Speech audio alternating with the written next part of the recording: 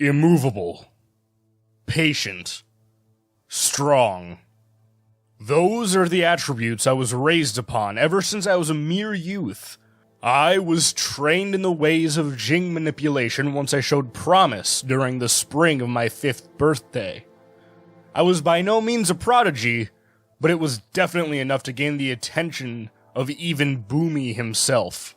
I spent a decade training myself up, grinding away at my body to sculpt it into the perfect vessel for this blessed power. I honed the abilities I'd inherited, and after so long struggling against my limits, I finally reached a breakthrough in earthbending. By using Jing accumulated directly above the ley lines of the world, I was able to shape a small portal against the earth beneath my feet. It looked like a sinkhole, but resting on the other side was the very distant Fire Nation. I learned a bit later that this was specifically in the middle of a shopping district located there. Before the portal closed, a handful of leafy greens toppled through, and I heard someone cry out about their cabbages as the wormhole sealed itself shut. I shrugged and began munching on the free food laid before me as I strode home. I've deemed this unique style of earthbending as realm bending, using Jing and the ley lines of the world itself to travel between places rapidly. It's only available in the middle of spring, for it requires immensely powerful earthbending. I practiced this art for a few years on my own until, in the middle of spring, I opened a portal to a new world. Not a new location within Earth, but a new universe. Of course, my curiosity had to get the better of me, and I took a step through this anomaly without really thinking about it. I came out into this new, incredible, bizarre world. It seemed as though the entire realm was decorated entirely by cubes. Then, the portal closed before me.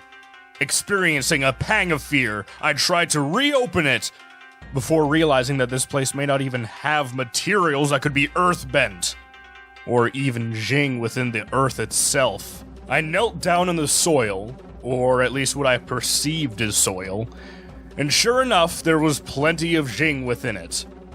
I would recognize the warm embrace of Gaia anywhere. I grinned broadly and took a deep breath before taking up a position to properly earthbend. As I was taught, I waited for the perfect moment to flex my spirit and will the earth to do my bidding. But the moment never came. I waited patiently for longer. 15 minutes. 30. An hour. 2 hours. Nothing. I was becoming more and more fed up with the lack of a response. No moment seemed like the right moment, and my usual tethers to Jing didn't want to work. I tried to force earthbending, but of course, as I was taught, that wouldn't do any good. You must wait for the exact moment to use it. It was something I'd gotten down to a science to the point that I could read the Jing in the ground itself like a book, predict when the timing would be right, and plan accordingly. However, this Jing seemed almost unresponsive. I soon found myself on my hands and knees in the grass, trying to feel out this odd energy. It took me a while, but I was eventually able to form appropriate tethers to this, and began to tap into it the way I usually did. Nothing.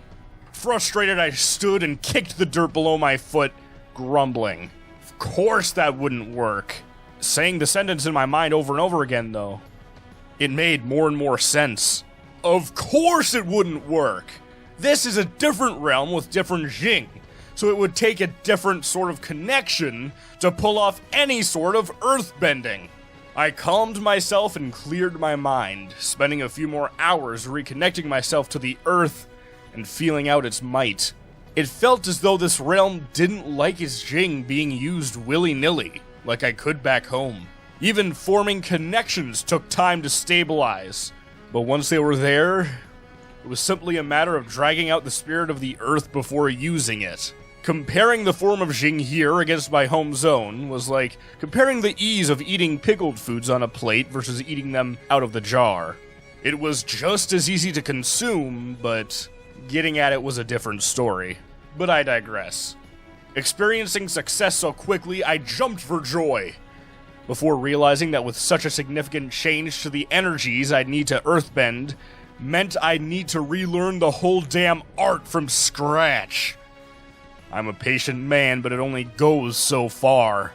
Decades of progress was rendered null and void so quickly. Well, maybe not null and void. It was still a good basis for this new form of earthbending.